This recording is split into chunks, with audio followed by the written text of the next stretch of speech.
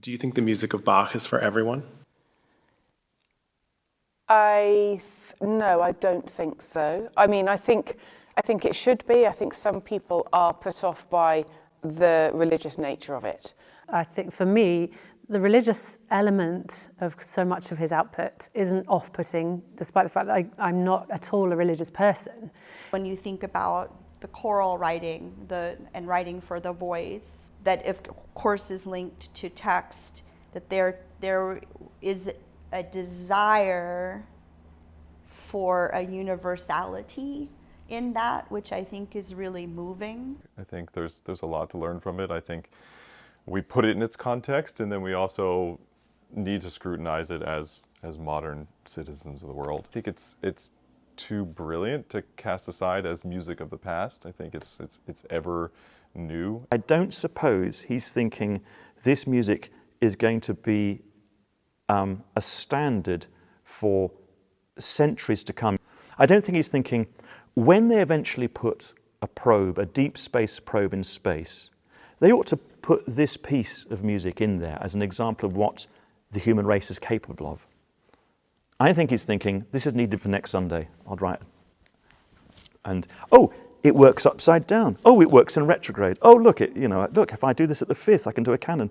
And that's like someone just solving a crossword clue at his table. If we had any way of saying to him, do you realize that your music is going to have this life after your death, that it's going to surround the globe because that's how music can be disseminated in the future, and that people are going to be looking to you as the kind of father of music? I think he would have laughed, I'm sure, because it's only in a modern day that we begin to think about that, because we understand now that music can reach everybody.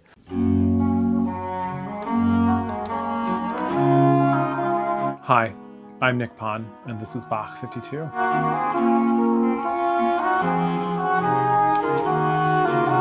Last summer, we had the chance to take Bach 52 out into the wild, as it were. We filmed 2 episodes live at the Tanglewood Learning Institute as part of their programming there last August. And the first of these conversations features Chad Smith, the president and CEO of the Boston Symphony. Chad was extraordinarily inspiring during this conversation, speaking about what he thinks arts and cultural institutions can offer our communities and our world and our society in today's increasingly secular world. And also talking about why he thinks Bach, and by extension, Western classical music, are for everyone. As part of those performances at Tanglewood, we included a lot more music than we usually do for a Bach 52 episode. And I had the pleasure of working with the wonderful musicians of the Berkshire Bach Society for those performances. Unfortunately, for a bunch of very boring and logistical reasons, we weren't able to record those musical performances and include them in these episodes. But what I've done is I've added 1 extra aria to this episode, taken from Cantata 7, which featured in the middle of this performance. The aria from Cantata 7 is actually the aria that was featured in the very first episode of Bach 52. So it's getting a little bit of a reprise performance here in this episode. And you'll hear me and Chad talk about the challenges of being a tenor in the repertoire of Bach, because Chad himself is a former tenor. At the end of the episode, we will also feature another aria, as we usually do, this one taken from Cantata 119. I hope you enjoyed this conversation with Chad Smith. There we go. Bravo, you guys. So let's get to the conversation. I don't think I need to introduce Chad Smith, the CEO and president of the Boston Symphony Orchestra. Welcome, Chad.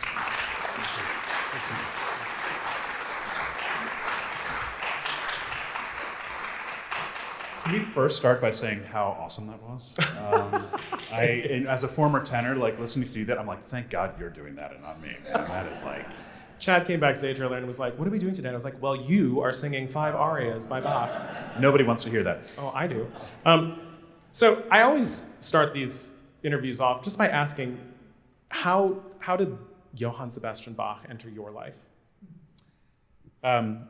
So I I was a singer. I grew up as a singer. I grew up in a church, in the Presbyterian church in Gettysburg, Pennsylvania.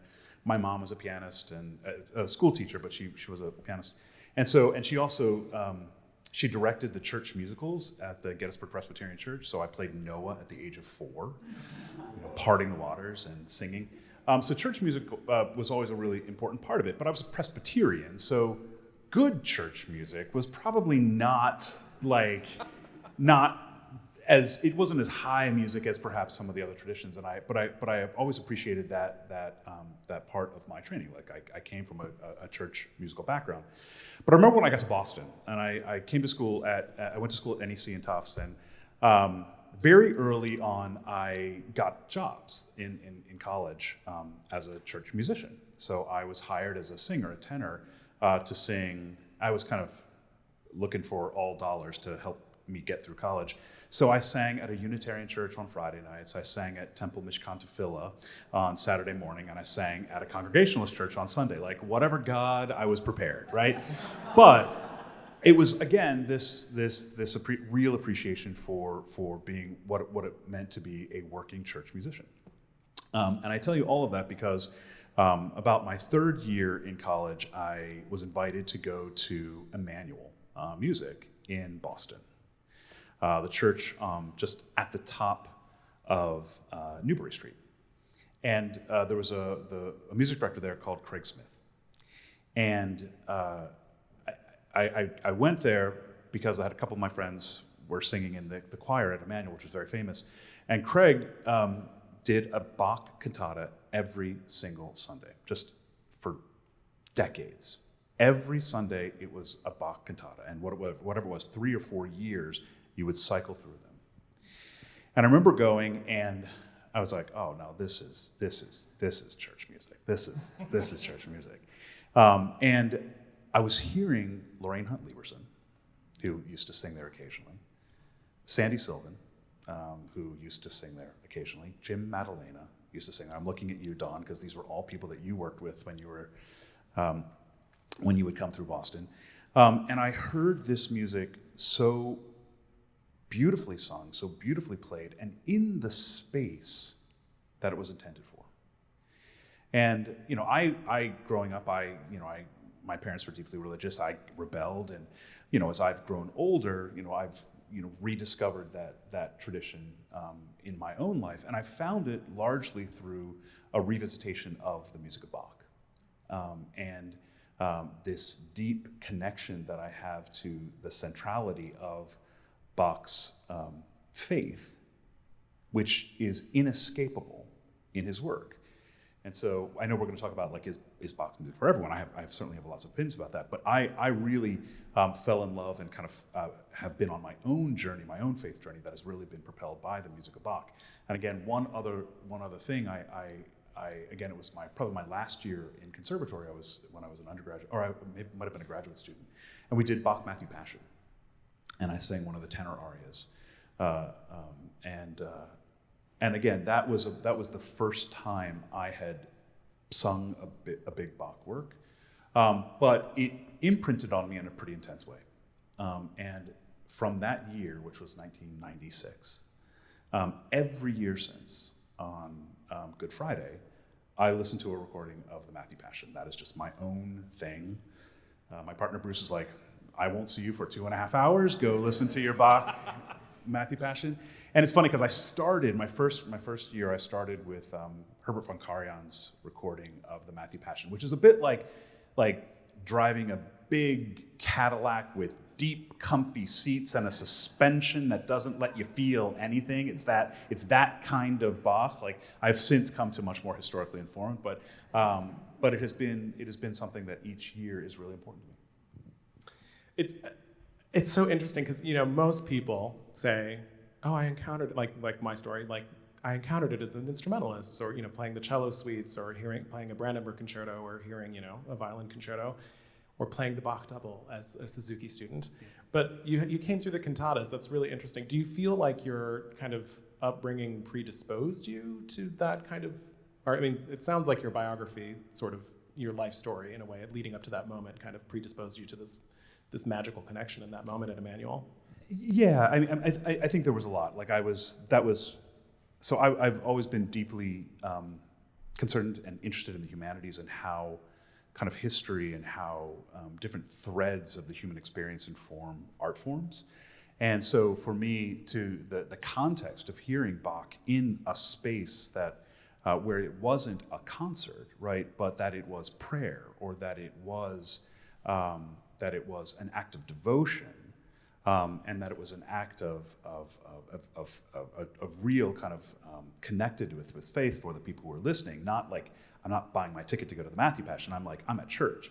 Was, I think, for me, helped me better understand that music. Right. That was the great thing about the work that Craig Smith did. I mean, he brought these extraordinary singers. Right. You never knew who was going to show up to sing some of these cantatas.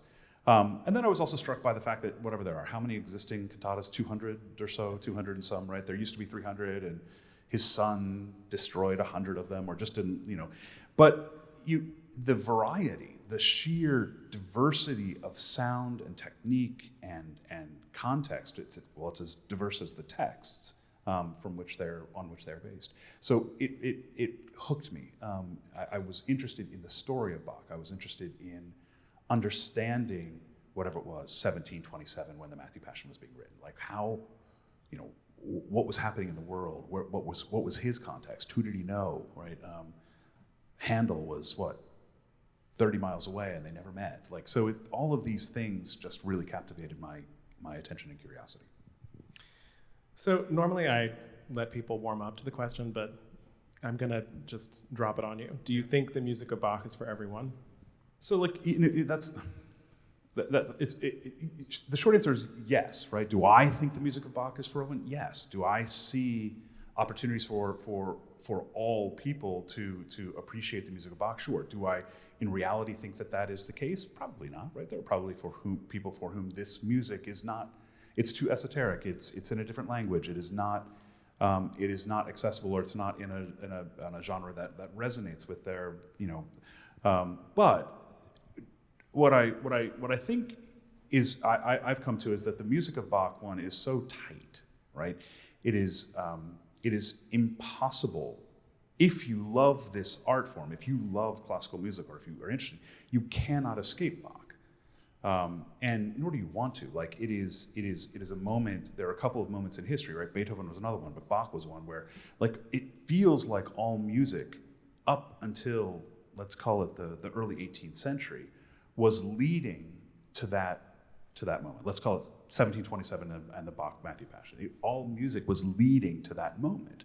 And then out of it exploded a multiplicity of possibilities for music.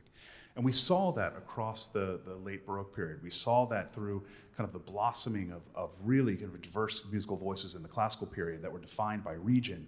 And then you saw it again in the early 19th century, this sense that it was coming together. These threads of history were coming together in Beethoven, the inevitability of Beethoven, the Third Symphony as like a kind of a spark or a fulcrum. So I think, I do think that there are pathways into this music for everyone. And again, I could be, I could say, it's not for everyone. Like plenty of my friends, when I was living in LA, it's not, classical music's not for me. And then I remember one time when I was in Los Angeles, I was running the Hollywood Bowl at that time, and we invited Yo-Yo to come and do this 6 cello suites at the Hollywood Bowl. I don't know if any of you know the Hollywood Bowl. It's an 18,000 seat venue in the center of the city, right? The bustling Los Angeles. It is a place where on one night it will be Coldplay, and the next night it is, the orchestra, and the next night it is, Elvis Costello, and the next night, right? And 18,000 people came, literally 18,000 people came for Yo-Yo to play the Bach cello suites. It was him on that enormous stage, one person, one cello, and one spotlight. For 2.5 hours, I have never heard a quieter audience. And sure, right? Most of them came because of Yo-Yo, right? Like, I'm gonna go and hear Yo-Yo Ma, of course.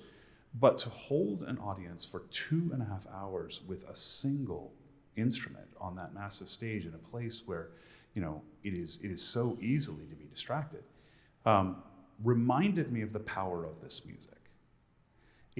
There's a reason when you come to hear the Boston Symphony and a soloist plays a great concerto and they play an encore, that 50% of the time it's Bach that they play. So, I mean, to me, I'm really curious about the thought process leading up. I mean, we all know and love Yo-Yo Ma, so okay, great. But did it feel scary to say, we're gonna invite one person and have him play the music of one composer in a town which, is arguably maybe not at first glance a classical music town, which I'm sure you'll disagree with because of your time there, but it's a Hollywood town. I mean, Hollywood Bowl's amazing because you look out and there's Julie Louis-Dreyfus sitting in the front row and whoever. But it's Bach seems kind of esoteric choice, and I mean at first glance. And did you think that, or were you just really confident the whole time? I think when you're talking about a project with Yo-Yo, that's where he is, right? And so there's a sense of doing that. What I didn't know is how the audience would respond. I didn't know how. I knew that they would respond well to Yo-Yo, but I didn't know how they would respond to that sense of quietude, that sense of immersion in the music, right? And the cello suites are interesting, right? So there's so many things that I love about the music of Bach, right? It is that he is the master contrapuntalist, right? You heard it. Somehow this moto perpetuo thing, this sense that the piece begins and it just is propelled forward by these lines that are spinning out melodies that are seemingly endless, but all the instruments are doing it. And at different times, functional harmony is kind of playing out, right? At the time that these melodies are going this way, functional harmony is happening like this. And somehow that pulls us forward. It pulls us in and pulls us forward. That is a gift that he has. But he was also his life was, he wasn't like an itinerant musician, right? It's not like he wasn't like Mozart doing the grand European tours, right? His life was fairly contained within a region, right? But somehow he absorbed these styles of France and these styles of Italy, and so things like the Bach cello suites or the partitas or even the orchestral suites had these musical aroma, like the gigue, the gavotte. All of these things found their way naturally into the music of Bach, and now for many of us, like the gigue and the gavotte I think of Bach when I think of those things. The tarantella, not the tarantella, that was not a Bach thing, but but some of these dances from so many different places, he so masterfully kind of absorbed and defined that now we think of those regional dances as, in my ears, his. So, I mean, you're kind of getting at where I want to go next, which is, you're sitting at the top of this incredibly wonderful organization that has the potential for so much impact, not just in the state of Massachusetts, but globally, And it's a classical music institution. And as you've been kind of saying, I compare Bach a lot to Shakespeare. There's, for me, the St. Matthew Passion is Hamlet, right? That is just this pinnacle in Western classical music, much like Hamlet is in Western literature. And there's a before and there's an after. And everything is in dialogue with Bach, whether it wants to be or not, and whether he wanted it to be or not. And that's kind of an amazing thing. And so part of the reason I'm asking this question a little bit is we kind of end up asking it of classical music in general. And so then that leads me to wonder, here with this wonderful series of platforms that impact people in all sorts of ways, do you think classical music is for everybody, and how does that vision play out in the work that you're doing here? I do, right? I think our challenge is to explain the diversity of experiences that one can have with classical music, right? I think one of the things that has defined in a narrower perspective what classical music is the experience by which people consume or attend, right? But what's wonderful is that there is the diversity of experiences by which we can engage with this art form is vast. I'll give you an example. 2 nights ago, Harry Christopher was here with the 16, and there have been amazing concerts this summer. Many of you have been to many of them. The concert I was looking forward to most was that concert. And I love the 16, and I love the music of the Renaissance. That's just one of my deep passions. Talk about music that is not for everyone, right? There are very few people who say, Renaissance music, that's my jam, right? Said no one ever. But for me, that is my happiest place. And there was this concert where the 16 sang the music of birds, so a 16th century composer, and paired with the music of Arvo Pärt, a 20th, 21st century composer, still alive. And there are similarities, right? They're deeply spiritual composers, and they represent very different times by 500 years. But the experience of listening to it, I was sitting there wrapped in my seat, and one of my colleagues had her 19-year-old son, who was just about to go off to college, and he said, Mom, I really want to just go out on the lawn, and I want to listen to this there. I want to kind of lay back on the lawn, and I want to listen to this concert. And afterwards he said, that was amazing. I would never have listened to this music, but listening to it, seeing the stars above me, kind of feeling connected to the earth in this way, was very, very powerful. And that's classical music, right? That's classical music. As we are in church, or as we are in our synagogues, or whatever faith traditions that we are in, there is music of praise that we connect with potentially. And so I do think it is for everyone. I think that we have to be open to the idea that there isn't a narrow way to present it or experience it. I always think about that at the Boston Symphony. We give, let's call it 100 classical concerts a year. Our opportunity is to present that music in different ways for different people.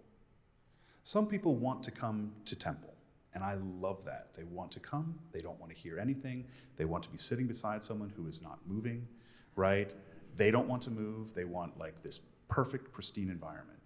That is important, right? That is an important way to hear our art form.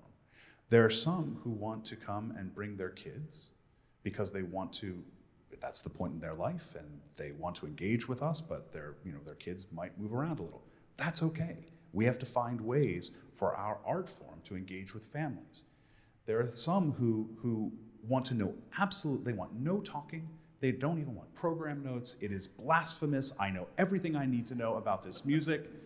Great, we've got that. But there are some who say, like I did when I was a kid, why was he writing this piece?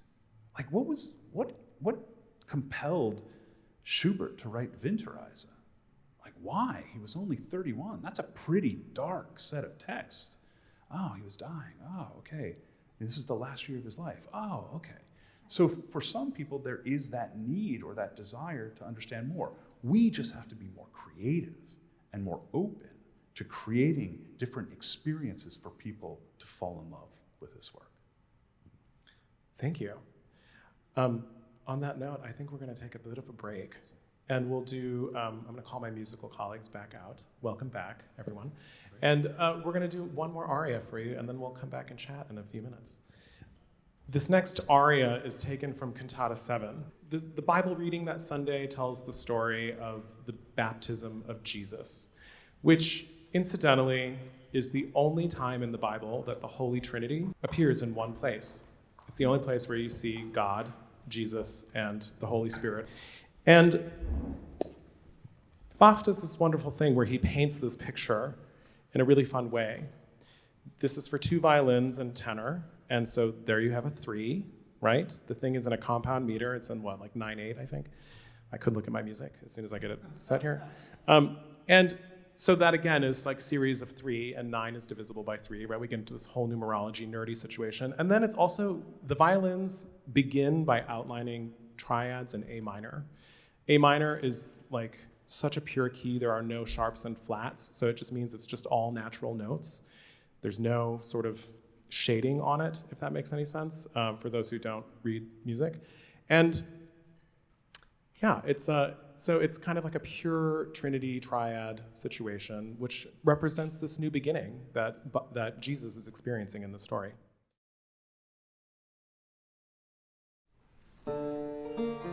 Dies hat Gott klar mit Worten und mit Bildern dargetan. Am Jordan ließ der Vater offenbar die Stimme bei der Taufe Christi hören. Er sprach, dies ist mein lieber Sohn, an diesem hab ich wohlgefallen. Er ist vom hohen Himmelsthron, der Welt zu gut in niedrige Gestalt gekommen und hat das Fleisch und Blut den Menschenkinder angenommen. Den nehmet nun als euren Heiland an und höret seine teuren Lehren.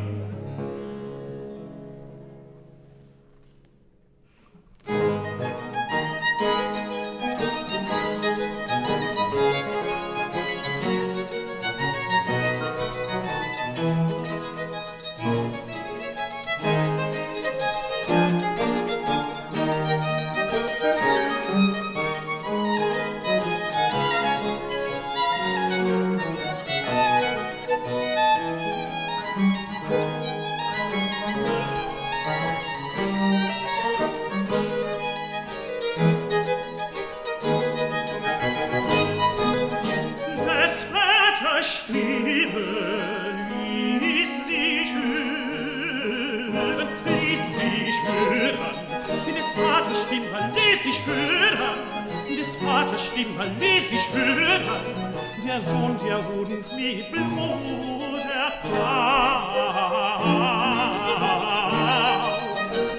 ward als ein Mensch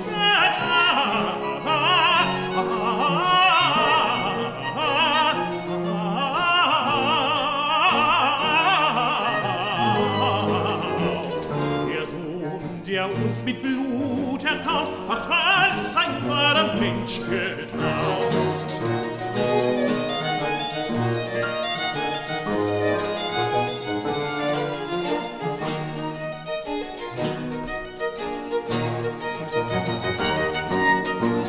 Der Geist erschien im Bild der Tauben.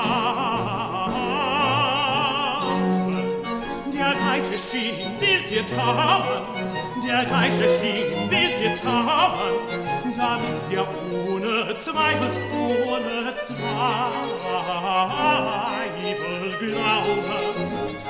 Damit wir ohne Zweifel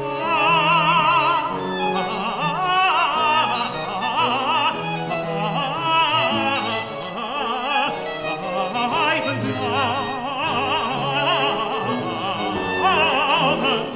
Es habe die Dreifaltigkeit uns selbst die Tafel zubelangt.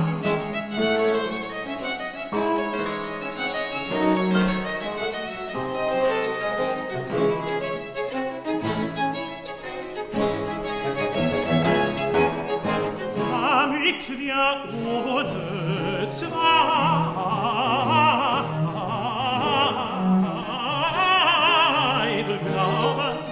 damit wir ohne Zweifel glauben, damit wir ohne Zweifel glauben, damit wir ohne Zweifel glauben, ohne Zweifel glauben. Es habe die Dreifaltigkeit uns selbst die Tafel zubereitet.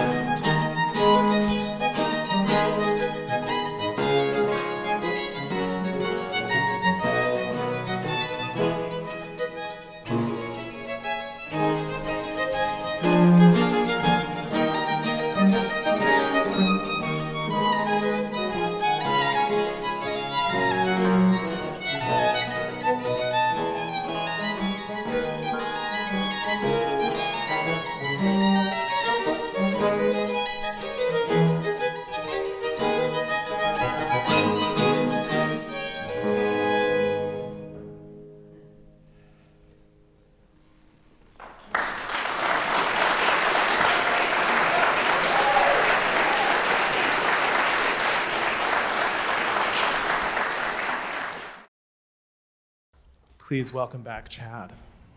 Yes.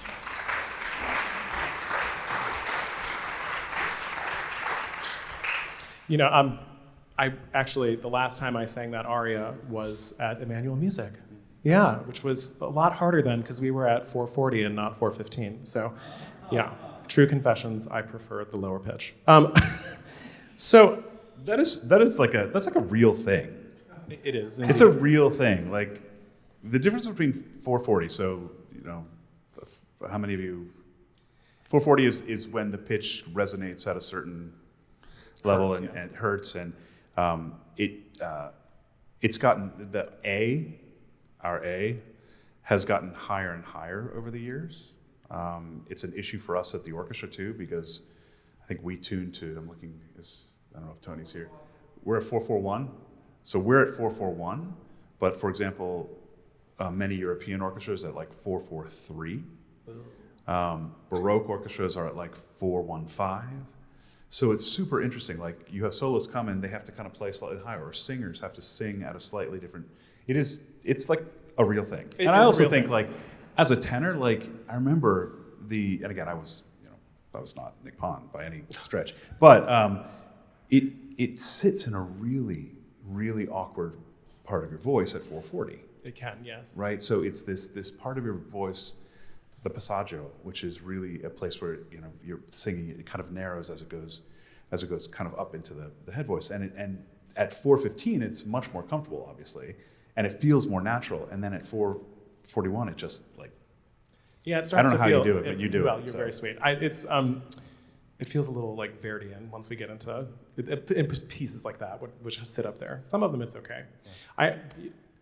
Sorry, we just totally nerded out on hertz and 440 and 441. Apologies. All I have to say is how nice to know that you understand my struggles.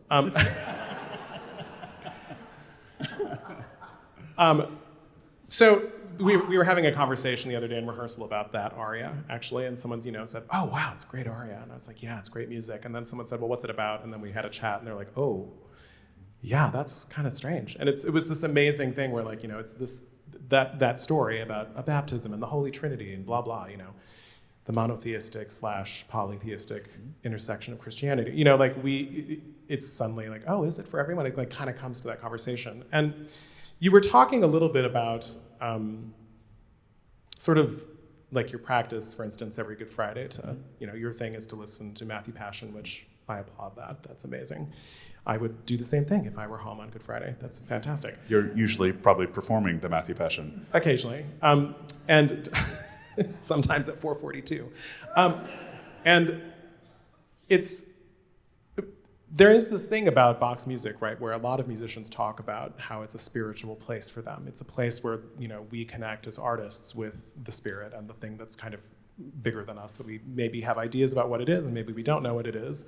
My first orchestra conductor when I was like 11, used to say, she was a cellist, and she would be like, if I'm having a bad day, the first thing I'll do is just lock myself in a room and play Bach cello suites. Yeah, but Bach was also like a pragmatist, right? His employer was a church. So, I mean, it helped that he was a deeply spiritual man, and that for him, his Christianity was like, to say that it was unshakable is just to imply that there was any shakeability, right? For him, it was a very solid, like a marble column kind of thing. But there were times when he wasn't working for a church, right? There were times in his life, occasionally, when he was employed secularly by Prince Leopold, I think, and who was not a particularly, spiritual man. And then Bach wrote a lot of music which was not spiritual. He wrote a lot of his secular works during that time. So I think it is like that part of kind of the Bach I also love. Like he was a deeply pragmatic man. He was the son of a musician. I think he was third or fourth generation, like working musician. He had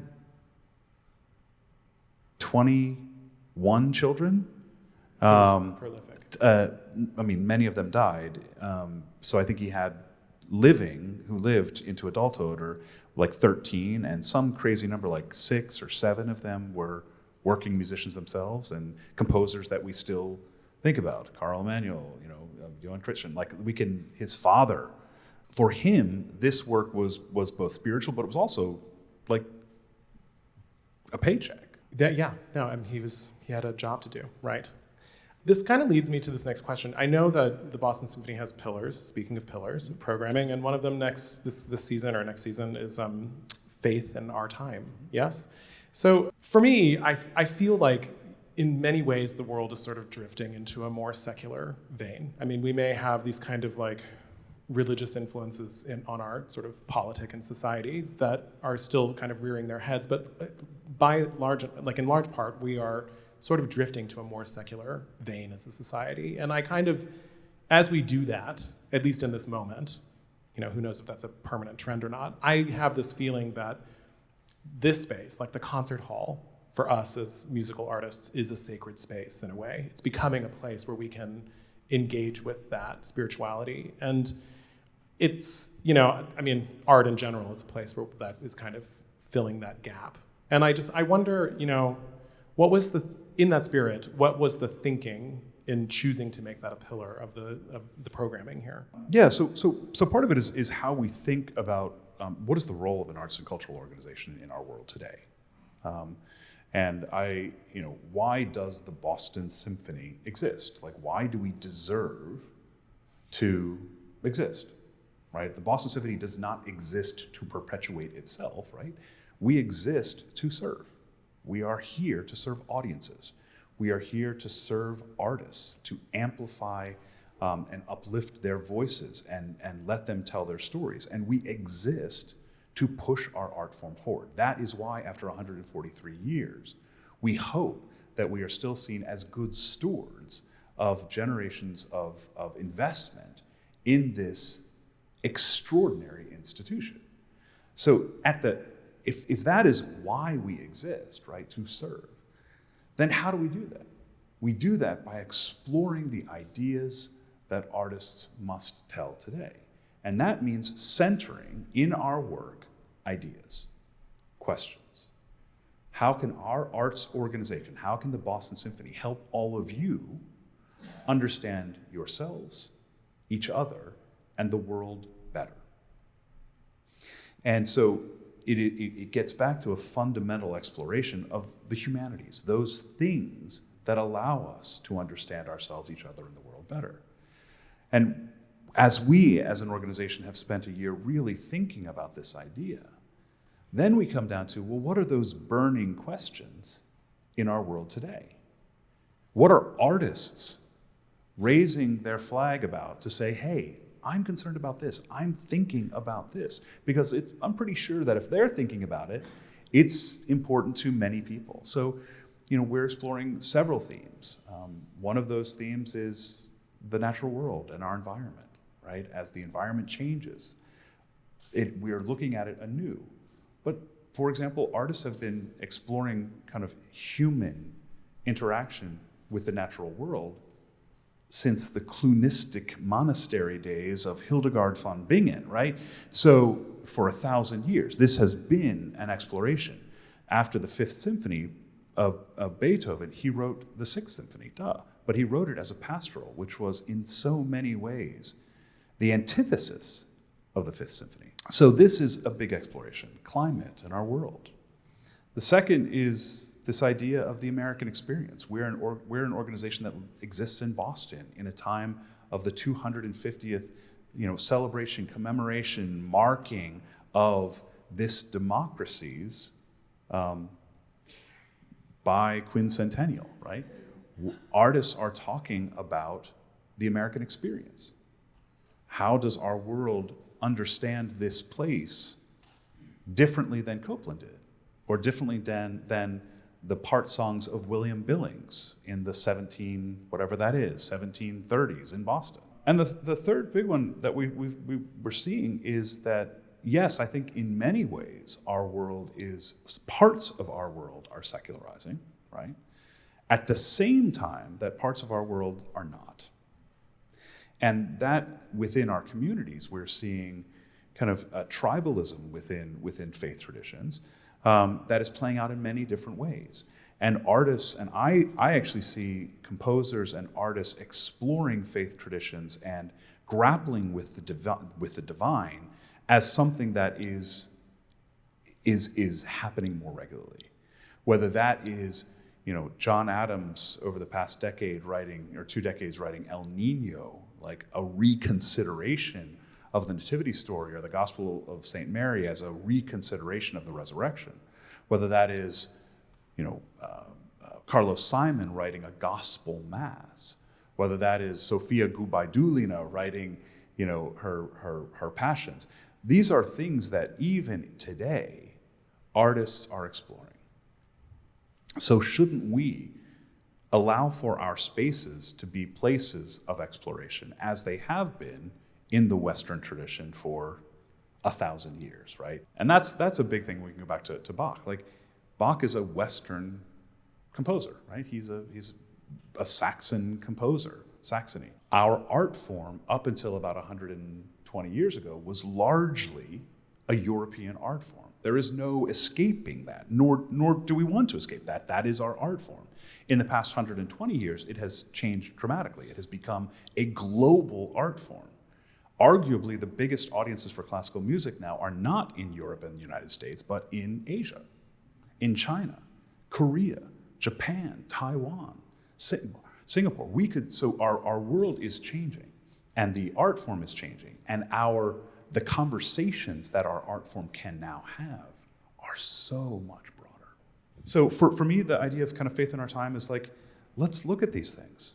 I'll preview where we have a really wonderful composer who's writing a new version of The Creation, which will be next year paired with Haydn's Creation.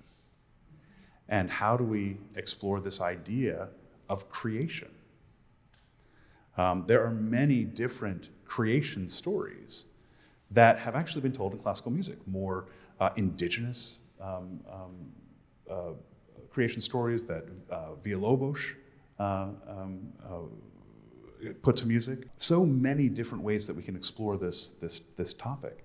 And that's exciting to me. That is where we can have rich conversations.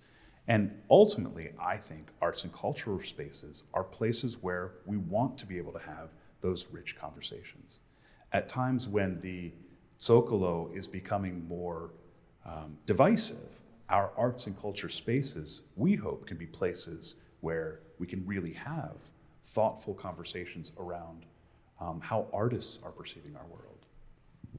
That's fantastic. I mean, it's so moving to hear you talk about opening the doors and opening the lawns, so that you can hold a space for us to explore things, and approaching everything as kind of making it accessible for people to meditate on and take it or leave it, or to grow from it in whatever way it impacts them. That's really beautiful. Is there anything else you'd like to add to this conversation? Can I just add how awesome it is to hear you sing Bach arias? Seriously.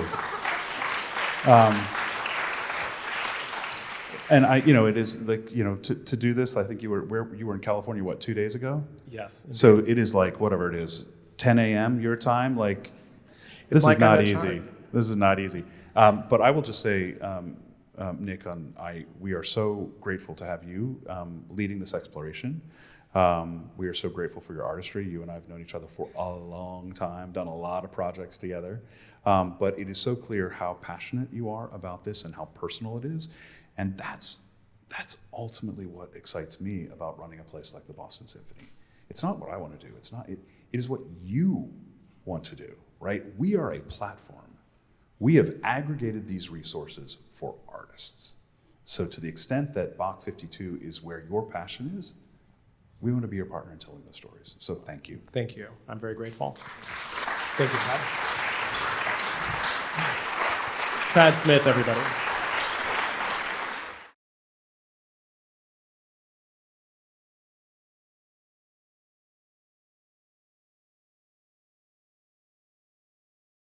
Throughout my conversation with Chad, as he was talking about how arts and cultural institutions today can sort of function as a civic square in our increasingly divided world, I kept thinking about this aria from Cantata 119. Cantata 119 is a church cantata, but it was not composed for a specific Sunday. It was actually composed for a ceremony that inaugurated the new town council in Leipzig. The piece is sort of a blessing to the city and its inhabitants, and also a musical blessing for these new city council members in Leipzig. You'll hear me throughout the aria refer to the people of the linden trees. This is a bit of a reference to the fact that Leipzig itself was called the city of linden trees. Also, linden trees are commonly found in the town square in Germany, and it's a very easy place for people to meet up when they're looking for each other. Hope you enjoy this aria from Cantata 119. Gesegnet Land, glückselige Stadt, wo selbst der Herr sein Herd und Feuer hat. Wie kann Gott besser lohnen, als wo er jeder lässt in einem Lande wohnen? Wie kann er eine Stadt mit reichem Nachdruck segnen, als wo er güt und treu einander lässt begegnen? Wo er Gerechtigkeit und Friede zu küssen niemals müde, nicht müde, niemals satt zu werden, teuer verheißen, auch in der Tat erfülle Tat. Da ist der Schluss gemacht, gesegnet Land, glückselige Stadt.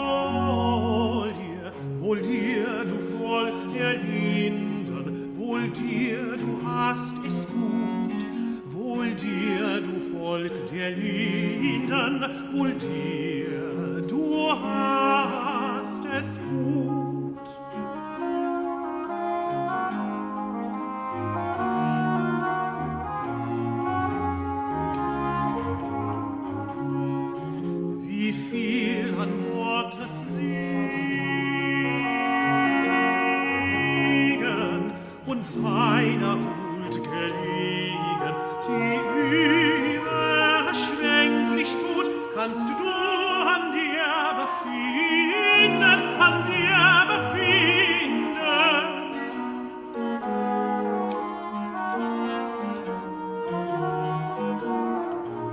Wohl dir, du Volk der Linden, wohl dir, du Volk der Linden, wohl dir, du hast es gut, wohl dir, du Volk der Linden, wohl dir, du hast es gut.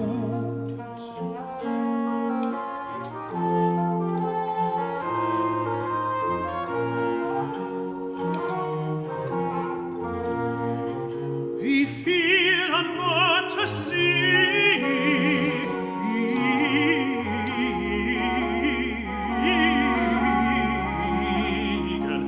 seiner Huld gelegen, die überschwänglich tut, kannst du an dir befinden.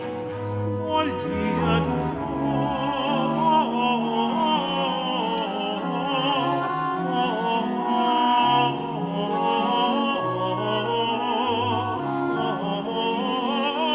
Volk der Linden, wohl dir, du Volk der Linden, wohl dir, du hast es gut.